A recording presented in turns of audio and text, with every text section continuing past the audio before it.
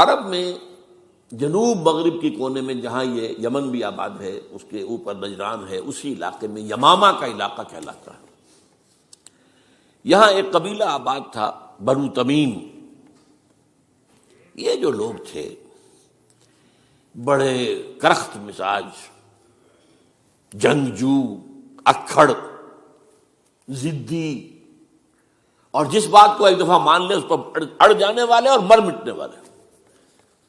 یہیں سے فتنہ پہلا اٹھا تھا۔ سب سے بڑا جو نئے جھوٹے نبی کھڑے ہوئے تھے ان میں سب سے بڑا تو مسیلمہ کذاب تھا، یہی تو علاقہ تھا۔ اور اس کے خلاف اس فتنے کی سرکوبی میں کتنے صحابہ، 1200 صحابہ ایک جنگ کے اندر شہید ہوئے، جن میں 500 جو ہیں وہ حفاظ تھے رضی اللہ تعالیٰ عنہ اجمعین۔ تو یہ لوگ جو یہ تھے بڑے زوردار تھے۔ اس قبیلے کے بارے میں حضرت عمر رضی اللہ تعالیٰ عنہ نے ایک بڑی عجیب حکمت عملی اختیار کی۔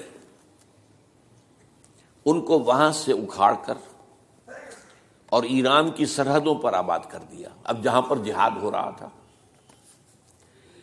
تاکہ ان کے اندر جو یہ جنگجوئی ہے یہ اب اس مقصد کے لیے استعمال ہو، اب وہ دارالاسلام کی توسیع کے مقصد کے لیے استعمال ہو، اور وہ ہوئی۔ حضرت عمر نے 2 چھاونیاں بنائی تھی رضی اللہ تعالیٰ، کوفہ اور بصرہ، کیونکہ ظاہر بات ہے کہ اب جو اسلام کا دائرہ پھیل رہا تھا اور اسلامی حکومت پھیل رہی تھی، اور زیادہ تر جو ہے مشرق کی طرف پھیل رہی تھی، ایران اور خراسان وغیرہ کی طرف، تو اب مدینے سے اس کا کنٹرول اتنا آسان نہیں تھا، فاصلہ تھا، تو چھاونیاں بنائیں تاکہ یہ اس سرحد کے اوپر یہ موجودہ مرکز رہے، یہاں فوجیں موجود رہیں، کہیں کوئی بغاوت ہو تو اس کو کچلنے کے لیے وہ قوت فوری طور پر دستیاب ہو سکے۔ یہ لوگ ہیں کہ جو عبداللہ ابن سبا کی فتنے سے سب سے زیادہ متاثر ہوئے۔ ان کی مزاج میں وہ کجی تو تھی نا۔ حضرت عمر بھی ان کا جو ایک مضبوط کنٹرول تھا انہیں دبائے رکھا ہے، اور ان کا رخ جو ہے ایک دوسری طرف موڑ کر اس سے اسلام کو فائدہ پہنچایا۔ لیکن اس کے بعد جب فتنہ جو آیا یہ عبداللہ ابن سبا، تو سب سے بڑھ کر یہی لوگ اس کے ماننے والے، اور انہی میں سے وہ لوگ تھے جنہوں نے جانیں بھی دے دی ہیں، جنہیں حضرت علی نے زندہ جلایا ہے، اس لیے کہ وہ کہتے تھے کہ علی خدا ہے۔ اے علی تم خدا ہو، تم ہمیں آگ میں جلا رہے ہو، یہ تو تم ہمارا امتحان لے رہے ہو۔ وَلَنَبْلُوَنَّكُمْ بِشَيْءٍ مِّنَ الْخَوْفِ وَالْجُوعِ وَنَقْصٍ مِّنَ الْأَمْوَالِ وَالْأَنفُسِ وَالثَّمَرَاتِ۔ اب وہ اس آیت کو اپنے اوپر منطبق کر رہے ہیں۔ تو یہ جو کرخت لوگ تھے، انہوں نے در حقیقت جو ہے عبداللہ ابن سبا کے کردار میں سب سے بڑا رول پلے کیا، اور انہی کے ہاتھوں حضرت عثمان شہید ہوئے رضی اللہ تعالی۔ اور اس کے بعد انہوں نے حضرت علی رضی اللہ تعالیٰ عنہ کو اپنے گھیرے میں لے لیا، کیونکہ انہی کی کثیر تعداد موجود تھی مدینے میں جب حضرت عثمان شہید ہوئے۔ اس کے بعد اب ظاہر بات ہے کہ کوئی نہ کوئی تو خلیفہ ہونا چاہیے تھا۔ حضرت طلحہ سے کہا گیا، انہوں نے معذرت کر لی، حضرت زبیر سے کہا گیا، انہوں نے معذرت کر لی۔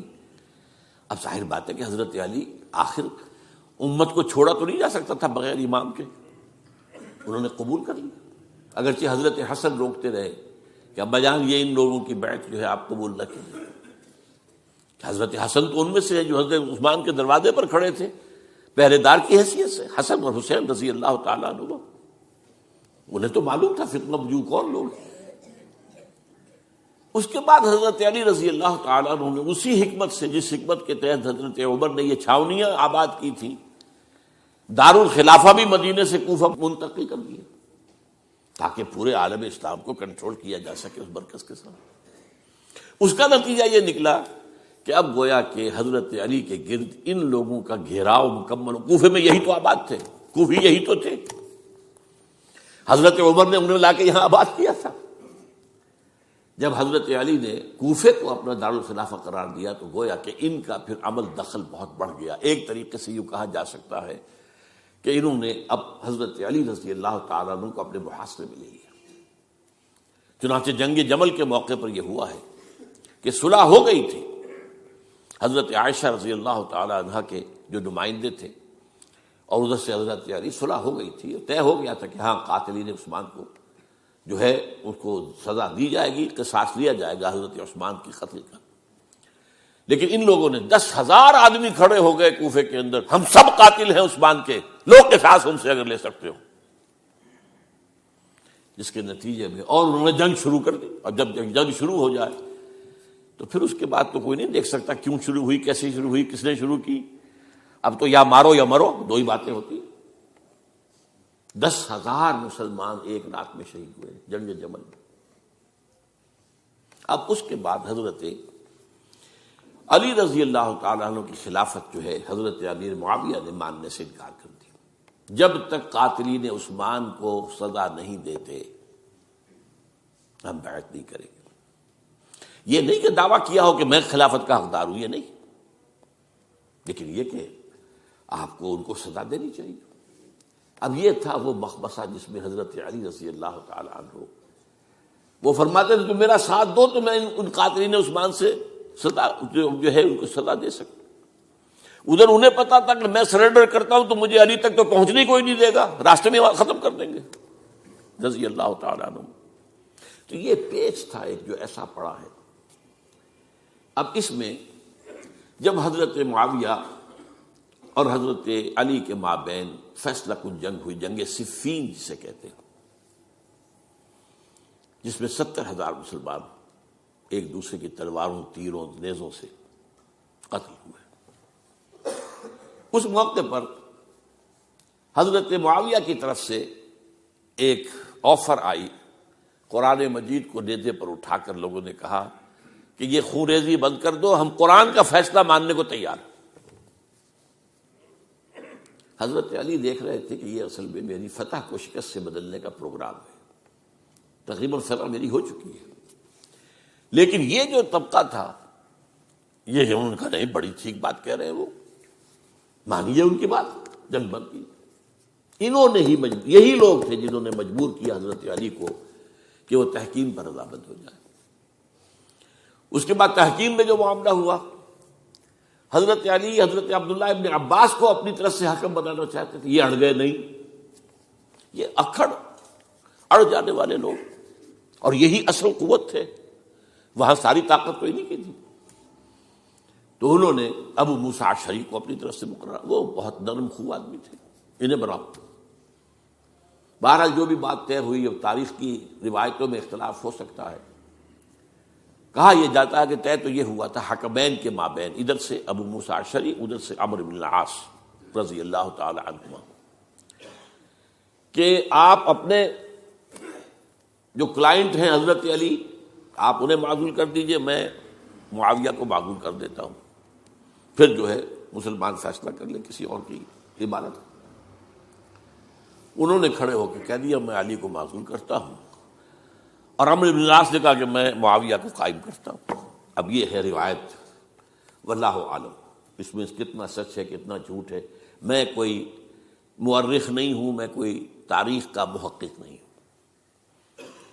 اس کے بعد جو ہے اب یہ لوگ انہوں نے کہا کہ مانیے تحکیم کو، اور جب انہوں نے حضرت علی نے اس تحکیم کے فیصلے کو ماننے سے انکار کیا تو باغی ہو گئے، حضرت علی کو کافر قرار دیا، اور جا کر ایک جگہ پر حرورہ ایک جگہ تھی وہاں پر جا کے جمع ہو گئے، جتھا بندی کی، بہت بڑی طاقت پر وہاں کر انہوں نے طے کیا کہ علی بھی کافر ہو گیا، معاویہ بھی کافر ہو گیا، عمرو بن العاص بھی کافر ہو گئے، سب کافر ہیں۔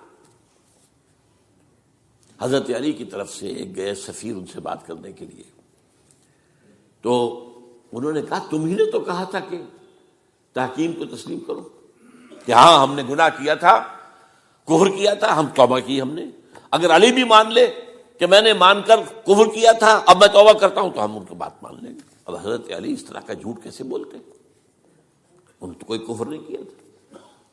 بہرحال انہوں نے پھر بھی نرمی برتی کہ دیکھو اگر تم کوئی خونریزی نہیں کرو گے، فساد نہیں مچاؤ گے تو میں تمہیں کچھ نہیں کہوں گا، لیکن وہ اپنی ان شرارتوں سے بعد نہیں آئے۔ تو پھر تیسری جو بڑی جنگ ہوئی ہے ان جنگوں میں، جنگ نہروان کہلاتی ہے، حضرت علی کی جنگ خوارج کے ساتھ، جس میں 4,000 خارجی جو ہیں وہ قتل ہوئے۔ اور یہ بات اب آپ نوٹ کر لیجئے کہ یہ لوگ جیسا کہ اکھڑ بھی تھے اور لیکن اپنی بات پر ڈٹ جانے والے تھے، لیکن ساتھ ہی دیندار بھی تھے، نمازی اور روزے دار بھی تھے۔ یہ اس طرح کے لوگ نہیں تھے کہ جو فاسق اور فاجر ہو، بس یہ مزاج کا ایک ہے، جو بات دل میں بیٹھ گئی اڑ گئے۔ تو یہ اصل میں انہوں نے پھر فیصلہ کیا کہ اور تو ہمارے بس میں اب کچھ نہیں ہے، ان تینوں کو قتل کر دیا جائے، علی کو بھی اور معاویہ کو بھی اور عمرو بن العاص کو بھی۔ تو ایک جگہ ان کی سازش ہوئی، 3 آدمی معین ہو گئے، ایک ہی وقت کا طے فیصلہ ہو گیا، فلاں تاریخ کو فجر کے وقت تم جاؤ، وہ تم کوفے کی جامع مسجد میں، جب علی نماز جماعت کرا رہے ہو خنجر مارو انہیں۔ اور یہ اس کا نام ابن ملجم تھا، خارجی، یہ وہی لوگ بنو تمیم کے لوگ۔ دوسرا جو تھا وہ دمشق میں حضرت معاویہ کو قتل کرنے شہید کرنے کے لیے پہنچ گیا۔ تیسرا مصر پہنچ گیا حضرت عمرو بن العاص کو۔ اب یہ بات اللہ کی طرف سے ہے، یہ تو اس کی مشیت ہے، اس کا فیصلہ ہے۔ حضرت علی پر وار کارگر ہوا، اب شہید ہو گئے۔ حضرت معاویہ پر وہ وار ذرا اوچھا پڑا، زخمی تو ہوئے لیکن آپ کی جان بچ گئی۔ عمرو بن العاص اس روز مسجد میں کسی معذوری کی وجہ سے، عذر کی وجہ سے فجر میں آ ہی نہیں سکے، لہذا حضرت علی کی شہادت ہو گئی۔ اب یہ ہے اصل پس منظر، کن لوگوں نے کیا شہید، اصل میں وہ سمجھ لینے کی بات ہے۔ یہ خوارج نے شہید کیا، لیکن خوارج کا فتنہ سبائی فتنے ہی کا آف شوٹ ہے، اسی کے ذیل میں ہے، اسی کی ایک شاخ ہے، اسی کا ایک نتیجہ ہے۔ یہ خوارج جو ہے بعد میں بھی ان کی مسلسل جو ہے وہ جنگیں رہی ہیں۔ بہرحال اس صورتحال کو یہ سمجھ لیجئے کہ یہ خلفائے ثلاثہ رضی اللہ تعالی عنہ، حضرت عمر شہید، عثمان شہید، علی شہید۔ عجیب بات ہے کہ تینوں کا نام عین سے شروع ہوتا ہے، عمر عین سے، عثمان عین سے، علی عین سے، تینوں شہید ہوئے ہیں۔ لیکن یہ کہ یہ ہے تاریخی پس منظر۔ اب اس کے بعد میں صرف آپ کو چند اشارے دوں گا، میں نہیں چاہتا کہ اس سے آگے کوئی تفصیل سے گفتگو ہو۔ حضرت علی کی شہادت کے بعد لوگوں نے، جبکہ ابھی حضرت علی زخمی تھے، انتقال نہیں ہوا تھا، آپ سے پوچھا کہ ہم حسن کے ہاتھ پر بیعت کر لیں رضی اللہ تعالیٰ۔ آپ نے فرمایا نہ میں تمہیں اس کا حکم دیتا ہوں اور نہ روکتا ہوں، یہ تمہارا معاملہ ہے، امر المسلمین ہے، مسلمان فیصلہ کر لیں جس کو چاہیں۔ چنانچہ حضرت حسن رضی اللہ تعالیٰ عنہ کے ہاتھ پر بیعت ہو گئی۔ اب معاملہ ٹھہرا حضرت حسن اور حضرت معاویہ کے مابین۔ 6 ماہ خلافت رہی ہے حضرت حسن کی رضی اللہ تعالیٰ عنہ، اور میں انہیں 5واں خلیفہ راشد مانتا ہوں۔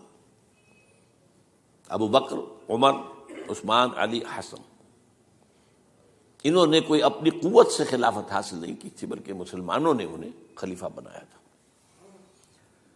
لیکن یہ اس قدر صلح جو انسان تھے، بہت نرم طبیعت کے انسان، جب انہوں نے دیکھا کہ یہ تو پھر خوریزی کا معاملہ ہو رہا ہے۔ ابھی معاویہ کے پاس 40,000 کا لشکر تھا، ان کے پاس بھی بڑا لشکر موجود تھا، بلکہ 40,000 ان کے پاس تھا، حضرت معاویہ کے پاس اس سے بڑا تھا۔ انہوں نے صلح کر لی حضرت معاویہ سے رضی اللہ تعالیٰ، اور وہ حدیث ان کے حق میں جو ہے پیشن گوئی تھی وہ پوری ہو گئی کہ حضور نے فرمایا تھا میرا یہ بیٹا مسلمانوں کے 2 گروہوں کے مابین صلح کرائے گا۔ یہ سن 41 ہجری کا واقعہ ہے، جب صلح ہو گئی اور حضرت حسن دستبردار ہو گئے اور امیر معاویہ کو اب خلیفہ تسلیم کر لیا گیا۔ اس کو عام الجماع کہتے ہیں، یعنی وہ انتشار اور تفرقہ جو سبائی فتنے سے شروع ہوا تھا، اگرچہ اس کا نقطہ آغاز تو بالفعل بنا شہادت عثمان، پھر وہ جنگ جمل اور جنگ صفین اور جنگ نہروان، اور اس کا ایک نتیجہ جو نکلا وہ کیا تھا کہ اسلامی حکومت کی حدود کی جو توسیع ہو رہی تھی وہ عمل رک گیا۔ وہ تو خلفائے ثلاثہ، اب یہ ثلاثہ میں گن رہا ہوں، حضرت ابوبکر، حضرت عمر، حضرت عثمان، ان کے دور میں ساری توسیع ہوئی، فتوحات ہوئی۔ حضرت علی کا دور جو ہے سارا خانہ جنگی کی نظر ہو گیا۔ وہ خلیفہ راشد ہیں، اس میں کوئی شک نہیں ہے، بہت عظیم شخصیت ہے، ہمارے نزدیک صحابہ کرام میں سوائے 3 کے سب سے بڑھ کر ہے، سب سے افضل ہیں۔ ہاں ابو بکر، عمر، عثمان ان سے افضل ہیں ہمارے نزدیک۔ خلافت جو ہے خلفاء کے مابین ترتیب فضیلت جو ہے وہ ترتیب خلافت کے مطابق اہل سنت کے نزدیک، لیکن باقی ہزاروں صحابہ میں تو سب سے اونچے ہیں۔ اس حوالے سے حضرت علی کا کوئی قصور نہیں ہے رضی اللہ تعالی، ان کی کوئی کوتاہی نہیں ہے۔ انہیں خلافت ملی ہی ایسے پرفتن دور میں ہے۔ اگر کہنا جو ہے اگرچہ روکا گیا ہے کہ یہ کلمہ لو مت استعمال کیا کرو، اگر یوں ہوتا تو یوں ہو جاتا، لیکن یہ کہ بہرحال ہمارا سوچنے کا ایک انداز ہے۔ اگر حضرت علی کو اول دور میں خلافت ملی ہوتی تو ان کے کچھ اور نتائج اور ہوتے۔ اب یہ پرفتن دور کے اندر خلافت ملی، خانہ جنگی ہو رہی ہے، اور جو حالات میں نے آپ کو بتائے ہیں، ظاہر بات ہے کہ وہ دور جتنا نہ ذرائع آمد و رفت ایسے تھے، نہ ذرائع مواصلات ایسے تھے، نہ کمیونیکیشنز ایسی تھیں، وہ تو یوں سمجھیے کہ دارالخلافہ کے اندر کے حالات جو ہیں بس وہیں پر فیصلہ ہو رہا تھا، یا پہلے مدینے میں ہوا، حضرت عثمان شہید ہوئے، اور یا پھر کوفے میں ہو گیا۔ وہ تو اصل جو بھی طاقت اس مرکز کے اندر جس کے پاس طاقت تھی اسی نے جو بھی اپنا فیصلہ ہے وہ منگوا لیا۔ بہرحال یہ جو حضرت حسن نے مصالحت کی ہے، جس کی بنا پر ہم تو انہیں سلام کرتے ہیں، ان کا احترام کرتے ہیں، انہوں نے خانہ جنگی ختم کی، فساد جو ہے اس کی جڑ کاٹ دی، تعامل جماعت ہو گیا، اب امن ہو گیا۔ اور نوٹ کیجئے اس کے بعد 20 برس تک امیر معاویہ کی حکومت رہی ہے، 20 برس، اور کامل امن رہا ہے۔ اس میں یہ بھی ہے کہ ان کے تدبر کو بھی دخل حاصل تھا، یہ بھی ہے کہ انہوں نے کچھ طاقت کا استعمال بھی کیا، یہ بھی ہے کہ انہوں نے دل جوئیاں بھی کی لوگوں کو، جس کو ہم کہتے ہیں مؤلفۃ القلوب، جو زکوٰۃ کے مصارف میں شامل ہے، کچھ لوگوں کی کوشش کے شر سے اس کو روکنے کے لیے ان کو جو ہے کچھ زکوٰۃ میں سے پیسہ دیا جائے وغیرہ وغیرہ، مؤلفۃ القلوب، تالیف قلب کے لیے۔ بہرحال نتیجہ یہ ہے، تاہم یہ جان لیجئے کہ حضرت معاویہ صحابی رسول ہیں، ہم ان کو تسلیم کرتے ہیں، لیکن ان کی خلافت کو خلافت راشدہ ہم نہیں مانتے، اس لیے کہ وہ انہوں نے اپنی طاقت سے حاصل کی ہے۔ میں نے اسی لیے کہا حضرت حسن رضی اللہ تعالیٰ عنہ کی خلافت راشدہ ہے، لیکن حضرت معاویہ کی خلافت راشدہ، اگرچہ اس میں امن رہا، اور وہ جو عمل رک گیا تھا، وہ جو مزید توسیع دارالاسلام کی، وہ دوبارہ شروع ہو گیا، خراسان کی طرف پیش قدمی شروع ہو گئی۔ ادھر پہلا بحری بیڑا بنایا حضرت معاویہ نے رضی اللہ تعالیٰ عنہ، اور یہ بحیرہ روم کے بعد جزائر کو فتح بھی کیا۔ انہی کے زمانے میں مسلمان فوجیں جو ہیں استنبول تک پہنچ گئی، قسطنطنیہ کی فصیل تک پہنچ گئے، اگرچہ فتح نہیں ہو سکا قسطنطنیہ اس وقت، وہ تو بعد میں کئی 100 سال بعد ترک جو خلیفہ تھا اس کے ہاتھوں فتح ہوا، محمد فاتح، لیکن یہ کہ باہر پہنچ گئے تھے وہاں تک، یہ عمل بھی شروع ہو گیا۔ لیکن انہی لوگوں نے حضرت حسن کو گالیاں دی اس کام پر کہ تم نے صلح کیوں کی، امیر الکافرین کہا، امیر المنافقین کہا، اور انہیں خطاب یا عار المومنین، اے مومنوں کے لیے عار کا اور شرم کے باعث، اور ان کے خیمے پر حملہ کیا، اسے جلایا، ان کی جان کے در پہ تھے کہ تم نے صلح کیوں کی۔ یہ اکھڑ لوگ، یہ لوگ، اس کے بعد اب میں صرف اشارہ کر رہا ہوں، یہی لوگ تھے اصل میں جو 20 برس کے بعد پھر جو حادثہ سانحہ کربلا ہوا ہے اس کا مین کردار یہ تھے۔ صرف چند جملے اس وقت کہوں گا، سانحہ کربلا پر میرا کتاب جو موجود ہے وہ آپ پڑھیے۔ حضرت معاویہ رضی اللہ تعالیٰ عنہ کو مغیرہ ابن شعبہ ایک بزرگ صحابیوں میں سے تھے، انہوں نے مشورہ دیا کہ دیکھیے آپ کی خلافت سے پہلے 4 برس تک خانہ جنگی رہی، 1 لاکھ کے قریب مسلمان ایک دوسرے کی تلواروں سے ختم ہو گئے۔ اب اگر وہ زمانہ گزر گیا، کبار صحابہ تو فوت ہو چکے، بڑے صحابہ تو گئے، اب تو یہ 9 مسلم جو فتح کے بعد ایمان لائے یا اس کے بعد ایمان لائے جبکہ سورہ توبہ کی آیات نازل ہو گئی، اب تو یہ لوگ، یا پھر اب نئے لوگ جو مفتوحہ علاقے میں ایمان لا رہے ہیں، مسلمان ہو رہے ہیں۔ لہذا اب وہ جو مسلمانوں کا ایک نظام خلافت راشدہ کا تھا، اگر اس کے پیچھے کسی مضبوط قبیلے کی طاقت نہ ہو تو وہ مرکزیت قائم نہیں رکھ سکے گا۔ لہذا آپ یزید کو اپنا ولی عہد مقرر کر دیں۔ حضرت معاویہ کچھ رہے متردد، لیکن بعد میں ان کی سمجھ میں یہ بات آ گئی۔ یہاں یہ نوٹ کر لیجئے کہ میں یا آپ حضرت معاویہ کے فیصلے سے اختلاف کر سکتے ہیں، ان کی نیت پر حملہ نہیں کر سکتے، وہ صحابی ہیں۔ الصحابہ کلہم عدول، ان کی نیت یہی تھی، مسئلہ سمجھی اس میں کہ وہی امن جو ہے وہ برقرار رہے۔ اس وقت جو ہے کچھ تھے ہمارے جو اس وقت اگرچہ وہ صغار صحابہ میں شمار ہوتے تھے، لیکن اب وہ کبار تھے، وہ کھڑے ہو گئے کہ آپ یہ کام غلط کر رہے ہیں، یہ قیصریت اور کسرویت جو ہے اس کا آغاز کر رہے ہیں۔ اور یہ کون لوگ تھے؟ اب دیکھیے ترتیب: ابو بکر کے بیٹے عبد الرحمن، عمر کے بیٹے عبداللہ ابن عمر، عباس کے بیٹے عبداللہ ابن عباس، زبیر کے بیٹے عبداللہ ابن زبیر، علی کے بیٹے حضرت حسین۔ حضرت حسن فوت ہو چکے تھے، کیونکہ یہ عین وسط میں ہوا واقعہ، 20 سال کے درمیان 10 سال حضرت معاویہ کی حکومت کو شروع ہوئے، 10 سال ہو چکے تھے۔ میری جو تحقیق ہے یا مطالعہ اس کے مطابق تو یہ ہے کہ حضرت عثمان نے مصلحت سے، حضرت معاویہ نے مصلحت سے کام لیا اور ان پر جبر نہیں کیا۔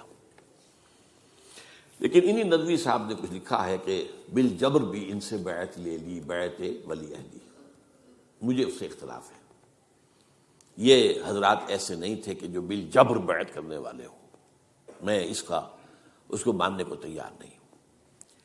بہرحال یہ حضرت، میرے نزدیک حضرت معاویہ نے جبر نہیں کیا، زبردستی نہیں کی۔ لیکن جب حضرت معاویہ کا انتقال ہو گیا، اب جو ہے معاملہ یہ پیدا ہو گیا کہ اب بیعت کریں نہ کریں تو پھر جو ہے باغی شمار ہوں گے۔ عبد الرحمن ابن ابو بکر رضی اللہ تعالی عنہما وہ فوت ہو چکے تھے، اب 4 رہ گئے تھے، عبداللہ ابن عمر، عبداللہ ابن عباس، یہ دونوں تھے جو عمر میں بڑے تھے، عبداللہ ابن زبیر اور حسین ابن علی رضی اللہ تعالی عنہ۔ ان چاروں نے کہا کہ کام غلط ہوا ہے یہ، لیکن اس کے بعد ایک تفریق ہو گئی۔ یہ جو دونوں بزرگ تر تھے، حضرت عبداللہ ابن عمر، عبداللہ ابن عباس، ان دونوں نے کہا کام تو غلط ہے لیکن ایسا نہیں ہے جس کی بنا پر خونریزی کرائی جائے، مسلمانوں کا خون بہے، بغاوت کی جائے، ایسا نہیں۔ مطلب یہ کہ اس کے اندر مصلحت کا تقاضا یہ ہے کہ اس وقت جو ہے اس کو تسلیم کر دیا جائے۔ لیکن یہ جو دو نوجوان تھے، ان کے اندر، نوجوان نہیں کہ وہ جوان تھے ماشاءاللہ، لیکن یہ کہ جوش زیادہ تھا، یہ اڑ گئے کہ نہیں، ہم اس غلطی کو اب نہیں چلنے دیں گے۔ حضرت عبداللہ ابن زبیر اور حسین ابن علی رضی اللہ تعالیٰ عنہ۔ اب دیکھیے اصل فیصلہ کن بات کیا ہوئی، ان دونوں حضرات میں ایک اختلاف ہو گیا۔ حضرت عبداللہ ابن زبیر کا کہنا یہ تھا کہ یہی مقیم رہی ہے مکے میں، اور یہیں سے جو ریزسٹنس موومنٹ ہے وہ شروع کی جائے بنو امیہ کی حکومت کے خلاف۔ ادھر سے کوفیوں کے خطوط چلے آ رہے تھے حضرت حسین کو رضی اللہ تعالیٰ عنہ، آپ آئیے، ہم آپ سے بیعت کریں گے۔ حضرت حسین نے اپنے بھائی، چچا داد بھائی مسلم بن عقیل کو بھیجا، ان کے ہاتھ پر 10-12 ہزار کوفیوں نے بیعت کر دی حضرت حسین کے لیے، اور ان کے خطوط کے جو ہے وہ تو پورے کے پورے تھیلے تھے حضرت حسین کے پاس۔ اس سے پھر حضرت حسین نے سفر کیا، ادھر یہ ہوا کہ یزید کی طرف سے عبید اللہ ابن زیاد جو ہے گورنر بن کر آیا، اس نے جو تشدد کیا کوفیوں پر، سب نے بیعت توڑ دی، اور حضرت مسلم بن عقیل جو ہے ان کو شہید کر دیا۔